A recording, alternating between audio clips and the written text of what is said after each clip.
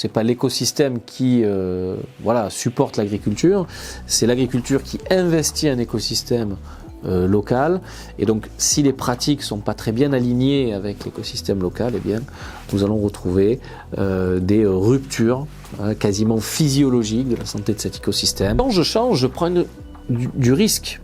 Donc pour me dérisquer, j'ai besoin d'avoir un environnement qui est intéressant et qui m'invite à changer. Il a fallu mettre en place des réglementations, et c'est ce qu'on a appelé d'ailleurs l'agriculture raisonnée. Je raisonne mes interventions avant d'agir. Bon, vous me direz, c'est quand même le niveau 0.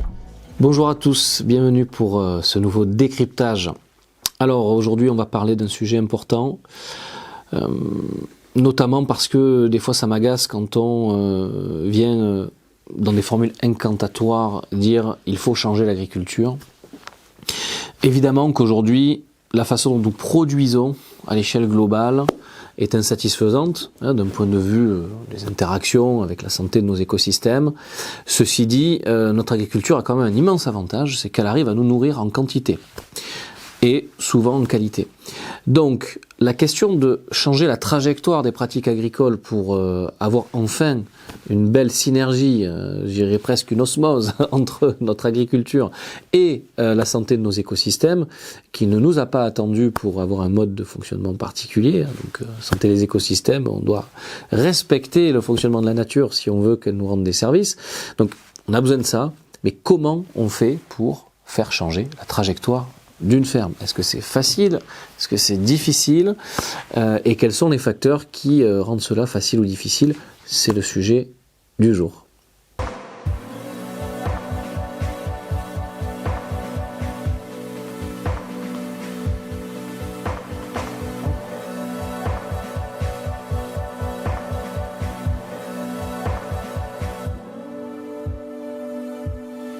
Donc, je suis Sébastien Romégous, fondateur de Biosphère, une entreprise qui transforme à large échelle l'agriculture, aujourd'hui dans 22 pays, sur plusieurs centaines de milliers d'hectares, donc avec des équipes d'agronomes. Et bien notre spécialité, c'est justement de faire se mouvoir des populations agricoles, des groupes d'agriculteurs, de pratiques initiales souvent très conventionnelles vers des pratiques dites régénératrices ou durables. Donc c'est ce qui fait que j'aborde ce sujet aujourd'hui, c'est que les déterminants de ce qui fait changer ou pas un agriculteur, eh bien nous les travaillons tous les jours avec les équipes d'agronomes qui sont sur le terrain. Alors, le sujet qu'on va aborder aujourd'hui est très important parce que il va nous permettre de mettre le doigt sur ce qui va donner de la vélocité, qui va accélérer le changement dans nos campagnes. Alors, ici vous avez donc deux grands types d'agriculture. Vous pouvez retrouver d'ailleurs sur la chaîne une intervention qui explique quelle est la différence entre cette agriculture et celle-ci. Donc je vous invite à aller sur la vidéo correspondante.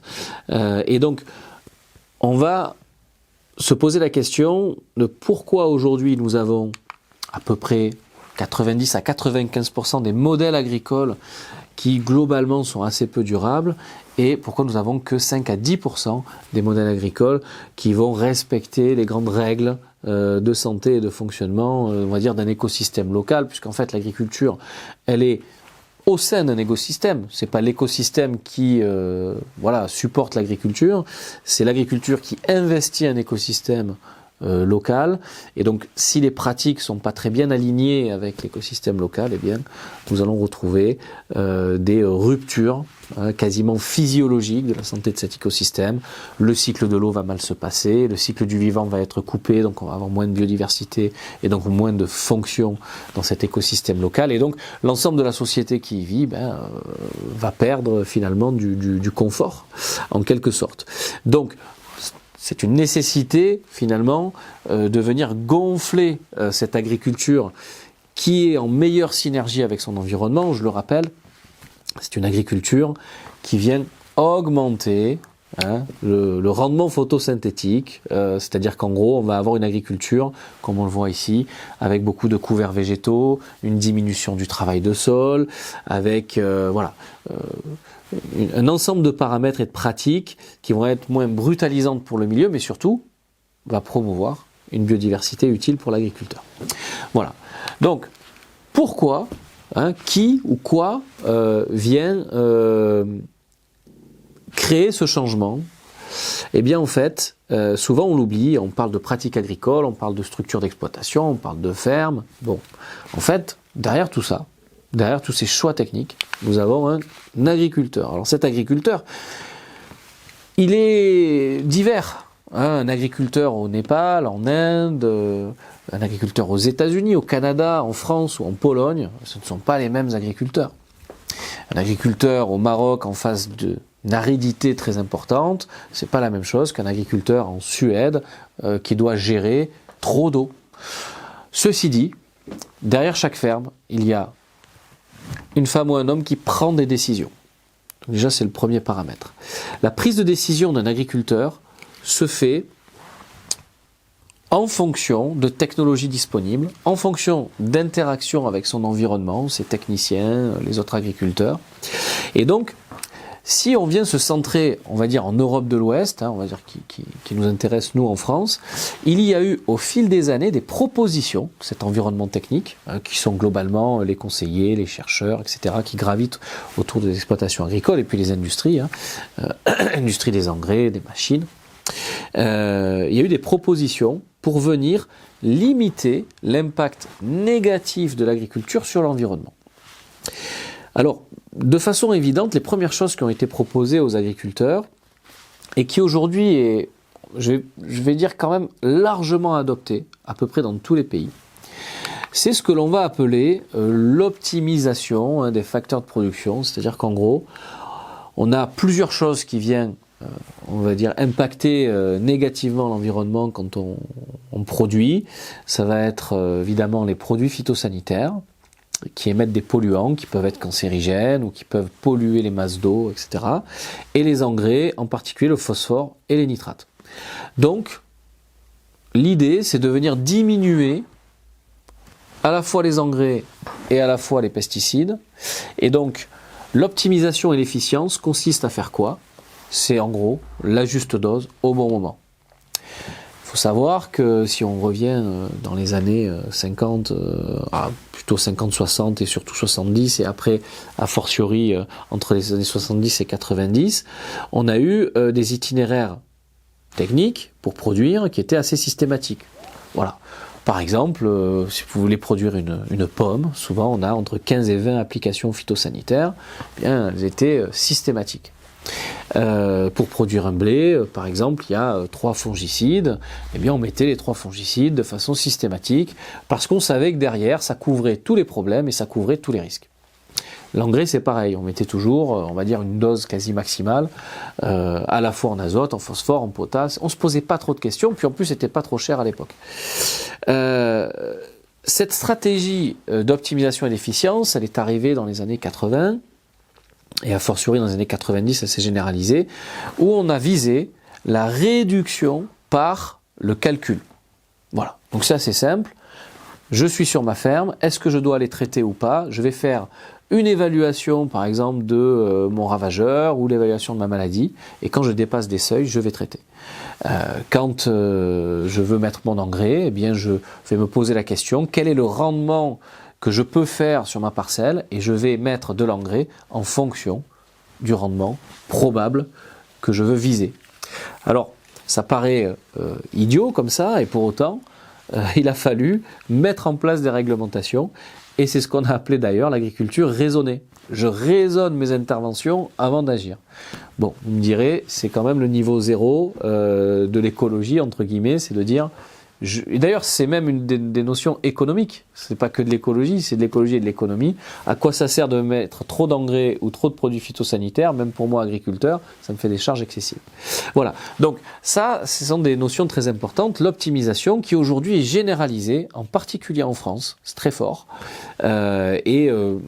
On va dire dans quasiment tous les pays, par exemple où nous on travaille, que ce soit, j'en sais rien, moi le Pérou, le Nicaragua, les États-Unis, l'Inde, il y a des efforts en ce sens. Voire des fois c'est très poussé, avec ce qu'on appelle des outils d'aide à la décision, qui des fois mobilisent des satellites, des consoles embarquées, du GPS, etc. Ensuite nous avons la substitution. Alors la substitution, c'est substituer un produit avec un profil écotoxicologique, voilà, qui est plutôt polluant et problématique, par un produit d'origine naturelle avec un profil, on va dire, mieux disant sur le volet écologique. Par exemple, je prends du désherbage chimique et je le remplace par du désherbage mécanique. C'est ce que fait l'agriculture biologique depuis très longtemps. Par exemple, plutôt que de mettre un insecticide, je vais mettre un leurre à base de phéromones, comme vous avez sur la photo, c'est très courant en arboriculture. Et donc, on va avoir tous les mâles qui vont venir dans ce leurre, et en fait, à la place d'aller se reproduire auprès des femelles, ils viennent trouver un piège. Et donc, on vient, entre guillemets, leurrer le ravageur qui ne va plus pouvoir se reproduire et donc être moins nuisible pour la culture. On va avoir également des produits d'origine naturelle. Voilà, par exemple, vous prenez le Bacillus thuringiensis qui est aujourd'hui utilisé et qui est qui est produit. En fait, c'est une bactérie qui produit un insecticide naturel. Et donc, là, on met directement en fait la bactérie, on l'applique au champ, puis après vous avez des molécules comme le spinosade qui sont produits par des bactéries. Et pour autant, ils ne sont pas forcément moins nocifs que les pesticides classiques. Mais voilà, mais par exemple le bacillus, je vais l'appliquer sur ma parcelle, il va se développer et il va réguler un ravageur donné. Donc voilà, là en l'occurrence, ça peut être des insectes. Et donc il faut l'appliquer au bon stade. La différence avec un produit phytosanitaire, un pesticide classique, c'est que souvent le pesticide va être plus efficace et sur des fenêtres d'intervention plus larges. Donc il y a un niveau de technicité pour avoir une bonne efficacité du produit qui va être différente.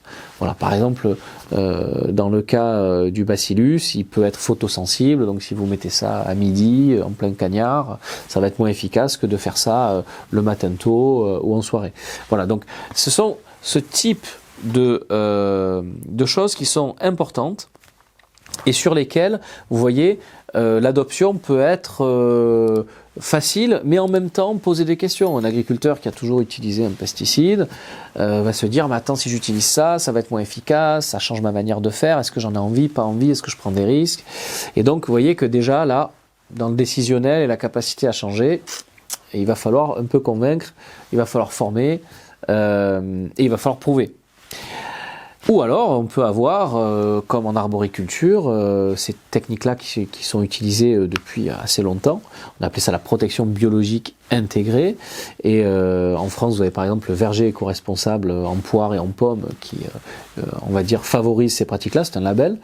Et donc, vous voyez que ce sont des choses qui peuvent des fois être diffusées par l'interprofession et par l'ensemble des personnes qui gravitent autour des agriculteurs. Et ce faisant, on a des pratiques qui vont se développer énormément. Donc par exemple, en arboriculture, c'est très commun. En légumes aussi, ça peut être très commun. Et la substitution est intéressante parce que ce sont aussi des outils naturels et efficaces pour l'agriculture biologique. L'agriculture biologique utilise énormément l'ensemble des produits de substitution, des micro-organismes, des solutions mécaniques, etc. pour gérer les problèmes de ravageurs et de maladies qui ne disparaissent pas parce qu'on passe en agriculture biologique. Donc voilà, c'est une manière différente de gérer les problèmes et qui permet de réduire la part de polluants, entre guillemets, utilisés au sein des itinéraires culturaux. C'est la même chose pour les engrais au final, on peut substituer un engrais chimique par un engrais organique. Il y a toute une industrie qui s'est développée autour des engrais organiques et avec des composts sous diverses formes qui permettent, ou même de l'engrais liquide organique, qui permettent de se substituer à de l'engrais chimique. Voilà, donc la substitution. Vous voyez déjà que j'optimise, je raisonne et ensuite je viens substituer certaines gammes d'intrants pour pouvoir avoir finalement un profil environnemental de mes pratiques agricoles qui s'améliore.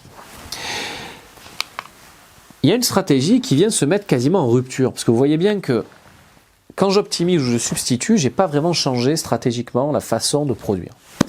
Par contre, je peux reconcevoir mon système de production de manière, tout simplement, à favoriser la qualité de mon sol, à favoriser l'émergence d'insectes bénéfiques autour de mes champs qui vont venir dans mes champs pour réguler certains ravageurs. Donc vous voyez, là on vient se poser la question de est-ce que je ne peux pas améliorer l'environnement autour de mes parcelles et dans mes parcelles de manière à réduire peut-être encore plus l'utilisation de ces intrants qui coûtent en énergie et qui peuvent parfois polluer, même s'il y a énormément de normes qui visent à limiter leur impact négatif et parfois voilà, on surjoue un peu les risques liés à l'utilisation de ces intrants. Là par exemple vous avez une pratique maraîchère, donc vous avez un aliacé qui est produit et vous voyez que vous avez des planches de culture couvertes de paille dans laquelle les cultures poussent. Donc là par exemple je viens lutter contre les mauvaises herbes en plantant sur un paillage. En plus, ce paillage nourrit mon sol, améliore la quantité de lombriques et d'activité biologique que je vais avoir dans mon sol, qui va me permettre de structurer naturellement mon sol, puisque plus j'ai de lombriques, plus j'ai de porosité naturelle. Voilà. Donc j'ai quand même évolué dans ma stratégie d'exploitation. Par contre, c'est plus du tout la même manière de faire. Si vous voyez un champ habituel qui produit cette culture, il va être travaillé, vous verriez la terre. Vous voyez, donc là, on ne voit pas de la terre, on voit de la paille. Donc ça demande de venir gérer différemment, on doit appliquer cette paille à un certain moment, etc. Là, vous avez ici du désherbage par occultation. Cette bâche-là, alors elle est en plastique, certes, mais vous la mettez au sol, vous n'avez plus aucune plante qui pousse, c'est comme si vous aviez fait un désherbage, c'est un désherbage par occultation, et quand vous retirez la bâche, si vous plantez sans travailler, vous allez avoir beaucoup moins d'émergence de mauvaises herbes. Voilà. Deuxième exemple, ici des tomates qui sont faites, donc ce sont des techniques qui ont été développées par l'association Maraîchage sur sol vivant, qui a été initiée notamment par François Mullet, voilà, qui est une personne qui a beaucoup fait progresser l'agronomie en France et qui a monté aussi la chaîne YouTube Vers de Terre Production. Donc il a démarré en essayant d'appliquer au maximum tous ces principes de sol vivant. Donc là vous avez ici un sol qui est alimenté avec quasiment 20 tonnes de paille par hectare et par an ici. Et donc les tomates poussent sur ce paillage. La particularité c'est qu'il n'y a quasiment pas d'engrais, pas de produits phytosanitaires à part quelques-uns voilà, alternatifs, autorisés en bio, parce que nous sommes sur une exploitation en agriculture biologique, et aucun travail de sol. Et donc pourquoi les plantes poussent et produisent quand même convenablement de la tomate? C'est parce que la qualité du sol est extrêmement bonne et a été construite au démarrage par un apport massif de matière organique sous forme de copeaux de bois, de couverts végétaux. Et donc le sol s'est quasiment transformé en l'espace de 2 ans, ce qui lui permet de produire de façon quasi autonome. Je dis quasi autonome parce qu'en fait la population d'êtres vivants dans ces sols qui permet cette fertilité, elle est alimentée par cette paille qu'on vient appliquer au sol tous les ans. Donc vous voyez que c'est une dynamique complètement différente. J'ai remplacé l'engrais par de l'activité microbienne, par les lombriques, etc. Mais je l'ai fait en alimentant ces êtres vivants qui bossent pour moi 24 heures sur 24. De temps en temps, je vais peut-être devoir mettre de l'engrais sur certaines cultures, mais très peu, et de l'engrais organique. Et vous voyez que les cultures sont belles et on a une qualité professionnelle de culture. On n'est pas sur du grand jardinage. Dernier exemple, vous avez ici un champ de soja qui a été semé en direct. En fait, ce paillage-là n'a pas été apporté avec des tracteurs. Vous avez une plante, une grande plante, on appelle ça des couverts végétaux, c'est du seigle et du triticale, qui ensuite est écrasé au sol dans lequel je viens semer. Et donc, vous voyez bien qu'on est encore en opposition avec ce qui se fait habituellement, où je vais travailler mes sols, je vais, on va dire, voilà, labourer, je vais reprendre la surface de mon sol, semer dedans, c'est bien propre, et le sol est à nu.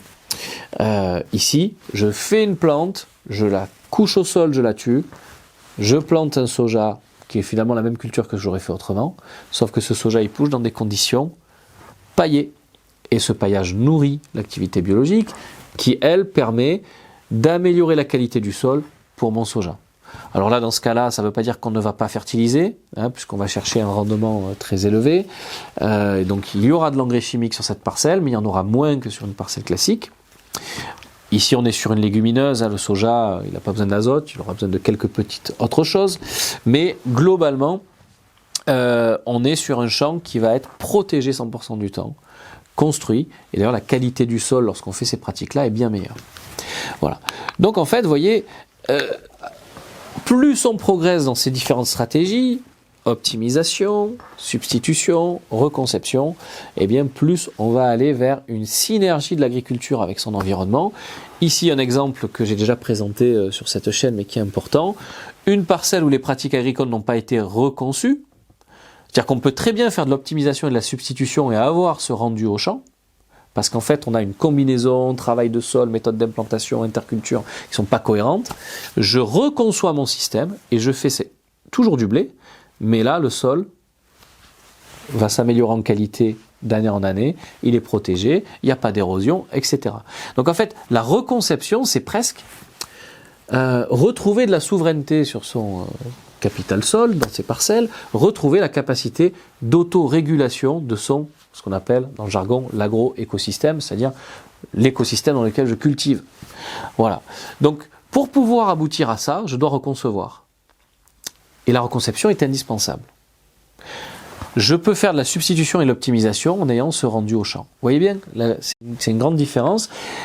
Donc, mais pour arriver à la reconception, c'est un peu une révolution des fois pour un agriculteur. Donc si on schématise ça, vous avez ici une représentation graphique un peu adaptée d'un chercheur en sciences sociales et rurales, donc Aumont. L'intensité du changement va croissante au fur et à mesure des stratégies. Optimisation, c'est facile. Je calcule, je regarde et j'applique la bonne dose au bon moment. La substitution, c'est plus complexe, je change d'outil, je change de produit, je change de type d'intrant, des fois j'utilise des intrants vivants, quand j'utilise une bactérie à la place d'un pesticide, la bactérie elle doit se développer dans mon champ ou sur mes plantes, donc ça demande des conditions d'humidité, de température, donc c'est pas du tout la même façon de fonctionner, mais ça va.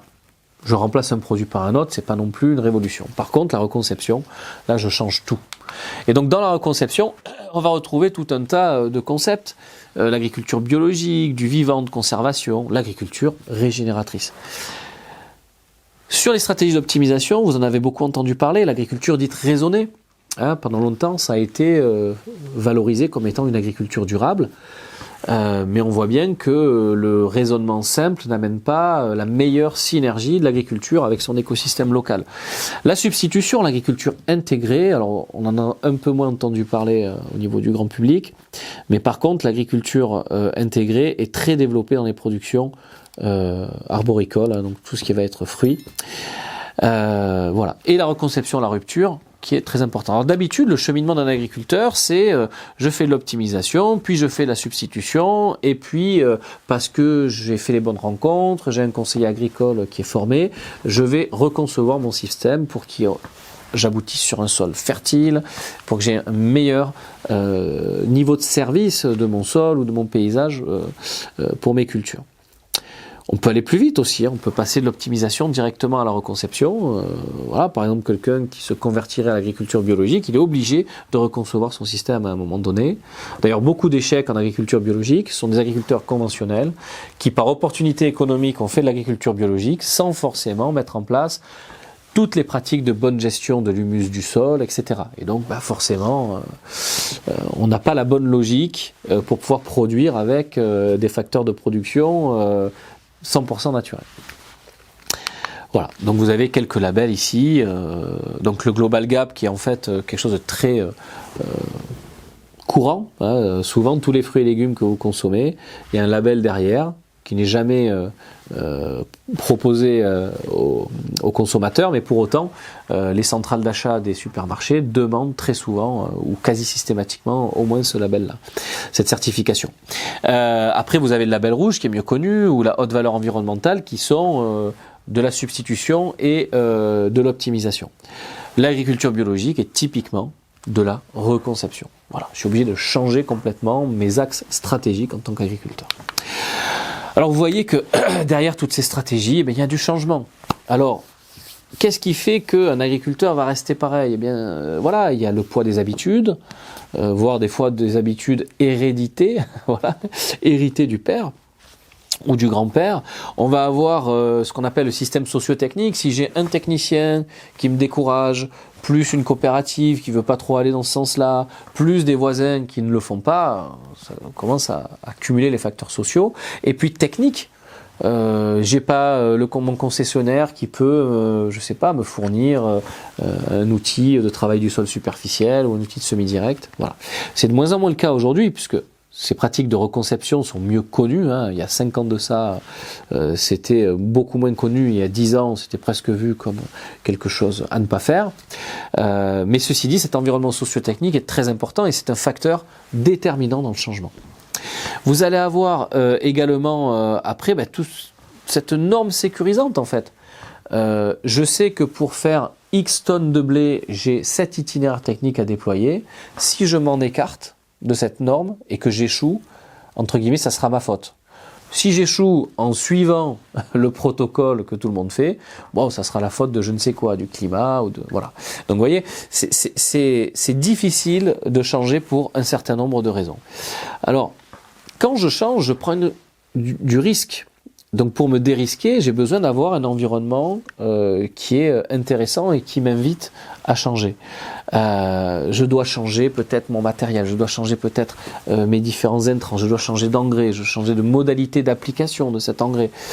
Bref, vous voyez bien que on parle de facteurs techniques, mais beaucoup de facteurs sociaux. Formation, compétences, connaissances, interaction avec les pairs, interaction positive avec un technicien formé.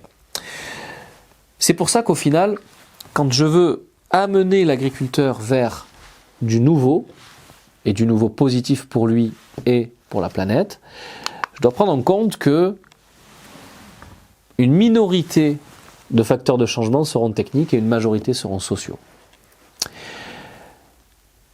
Quand je veux amener un groupe de producteurs ou un agriculteur individuel au changement, la première chose que je dois faire, c'est changer son environnement, et notamment par de la formation et de l'apport de connaissances et de l'interaction avec des agriculteurs qui ont déjà fait le pas. Et ça, ce sont les ingrédients essentiels. Nous, quand on met en place un projet avec Biosphère, quel que soit le pays, on va, dans un premier temps, acquérir un langage commun avec les agriculteurs, c'est-à-dire qu'au travers de la formation et d'ateliers spécifiques et de visites au champ, on va s'aligner sur qu'est-ce que c'est un ombric, qu'est-ce que c'est de l'humus, qu'est-ce que ça veut dire de construire son taux d'humus, qu'est-ce que ça veut dire un sol fertile et pas fertile, parce que des fois, vous arrivez dans un endroit, vous avez la majorité des sols qui sont très peu fertiles et tout le monde pense que c'est normal. Donc il faut changer le point de référence, et donc la formation et l'interaction dans la confiance permettent ça. Une fois que les gens sont formés, informés, sensibilisés et qu'on s'est alignés ensemble, là c'est un travail collectif, c'est pas simplement un expert qui vient et qui explique, c'est une interaction entre des professionnels, je vais pouvoir mobiliser différemment la technique. Soit avec le parc matériel déjà existant sur la ferme, soit en acquérant de nouvelles machines, soit en choisissant différents intrants pour son itinéraire culturel. Voilà, donc en fait, qu'est-ce que ça veut dire le changement en agriculture? C'est très simple. C'est des connaissances, des compétences et de l'interaction entre humains. Voilà. C'est profondément une aventure humaine. Et évidemment, de la technique qui doit accompagner ce changement avec des nouvelles machines, des nouveaux types d'intrants qui rentrent d'ailleurs dans les stratégies de substitution potentiellement. Et donc c'est comme ça qu'on fait changer un agriculteur, qu'on fait changer une ferme, qu'on modifie les pratiques et qu'on aligne toujours plus l'environnement, le fonctionnement de l'écosystème local et la façon de produire.